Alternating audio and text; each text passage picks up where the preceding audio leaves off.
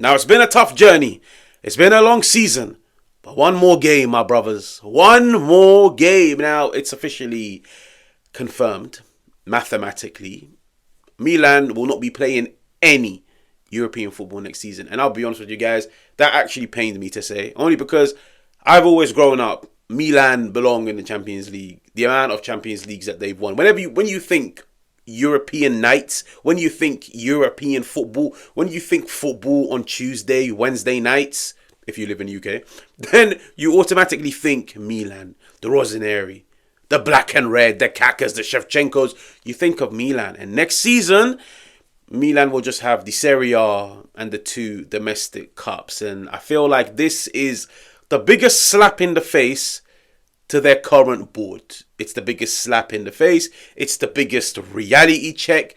It's the biggest eye opener. That 1, you guys are not doing a good job. And 2, you guys don't even deserve another chance. Whether it's now Cardinale put the club up for sale. Whether it's Cardinale put your hand in your pocket and appoint the right people. And yes, the right people might cost you some money. But there's a reason why they cost money. But it's just been a calamity of a season, I'll be honest with you guys. And like, even when you look at the game against Roma, it's a frustrated team, I'll be honest with you guys. It's a frustrated team. It's a team that's just playing for the sake of playing because they can't really postpone their Serie A games. 3-1 to Ranieri's Roma, and as wild as it may sound, Milan had a few opportunities here and there. But you can't turn around and say they really deserved much out of this game. You look at some of the goals that they conceded. You look at the fact that they made it so easy for a Roma team that statistically, ever since 2025, have been the most informed team in the world. And they made it so easy for them by giving them that one-man advantage. Like, you're already going to the Stadio Olimpico. You're already a man down from the atmosphere, the crowd, the hostility.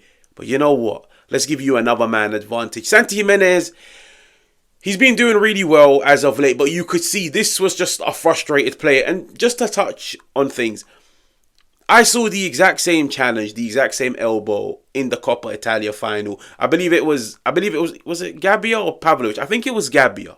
And he was elbowed in the stomach in the final. Now, I've got no problem with referees giving red cards over small stuff and being strict and trying to follow the law word by word. But I do have a massive problem when there's a lack of consistency. Just 3 days ago in a final, a game of higher magnitudes, a red card wasn't given. But in a game like this, a red card is given? Like, it just applies across the world. A lack of consistency in decision making. It's like they pick and choose. On Saturday, we are given a red card for this. But midweek in the Champions League, we are not given a red card for this. And what ends up happening, you end up costing a team that's got something to play for. Listen, maybe Milan at best, if they had one and maybe one next week against Monza, maybe they could walk out of it with some European football. But I've always said, one season away from the spotlight, one season playing one game a week, this is their perfect opportunity to press the reset button and start all over again. Now, you guys are probably here for a match review. When it comes to the match review, they go 1-0 up Mancini. It's actually crazy. When you look at the 3 players that scored, they're not 3 players that usually score. Like Mancini, Cristante and Paredes, who scored a free kick. And I believe maybe that's his first ever free kick. Well, the one that I've ever seen. Mancini puts them 1-0 up. It's just ball watching, I'll be honest. Like, I've gone back and watched this goal about 3-4 times. The Roma players are moving and the Milan players are watching them. Usually in a corner, the opposition players are moving and you're moving with them because you're all contesting for the same ball. I watched it and it genuinely felt like Roma were moving, Milan were watching in admiration. And like, there's so many words to describe this Milan team this season, but they go 1-0 up. Then Santi Gimenez, it's poor. And I'll be honest with you guys, I've always said this, like on any team that I cover. Don't give the referee a reason to make a decision. Because this isn't football when I was growing up where there's no cameras. Like, I'll be honest, you can scratch your arse and they will give you a red card because there's cameras everywhere. Don't give the referee a reason to make a wrong decision. Don't give the referee a reason to give you a sending off. Don't give the referee a reason to put your team at a disadvantage. And yes, he's probably thinking, I sit down and see this happen every single week and players don't get sent off, but you're still giving the referee a reason to send you off. And listen, Santi Gimenez, he gets sent off. This is his final game of the season for Milan. It's a soft red card. But listen, if you were to follow the law, it's violent conduct. Did Mancini exaggerate it? Yes, but it's Mancini. Like, you could literally whisper in his ear and he'll drop to the ground. Santi Gimenez, I just expect better, I'll be honest with you. Like, especially as of late, you've been scoring goals. You've now started a game. Listen, just keep up the momentum. Keep up the confidence. You're coming up against a good team. Let's see what you can do. For him to be sent off and put his team at a disadvantage, I found it really poor. But then, Joao Felix, listen, he's only scored 2 goals. He scores another one against Roma. Just capitalising on the rebound, putting it into the back of the net. And then it was just Roma in control. Half opportunities here and there for Milan. Paredes, what a free kick. Like, Mike Maignan at his near post. I don't really want to call him out. Okay, like, fair enough, you've got a wall. You can't really see much. Are you really expecting him to go at your near post? No, not really.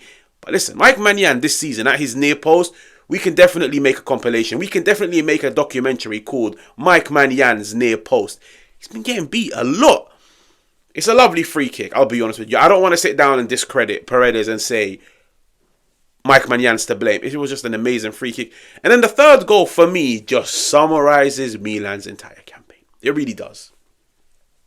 They get carved open in behind. Angelino goes in. There's a strike on goal. Saved by Mike Maignan. The rebound saved by Mike Maignan. Like, in the space of 10 seconds, Roma had 3 shots on Milan's goal. In what world does that happen? Which team gives the opposition 3 opportunities in less than 10 seconds? Like, literally 3 shots at our goal. And I'll be honest with you guys, a goalkeeper can save you once. A goalkeeper can save you twice.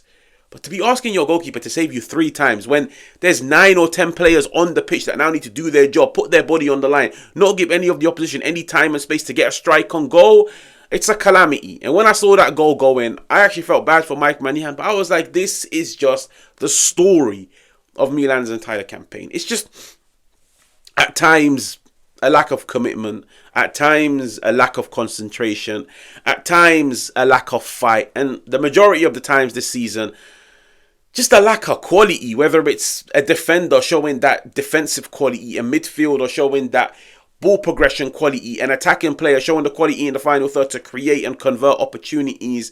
It's just been a calamity. And then the icing on the cake, guys, Sérgio Conceição receiving a red card. Now, as wild as it may sound, I think Fonseca's last game, was Fonseca's last game Roma, or was it the game after, but he was suspended? I can't remember.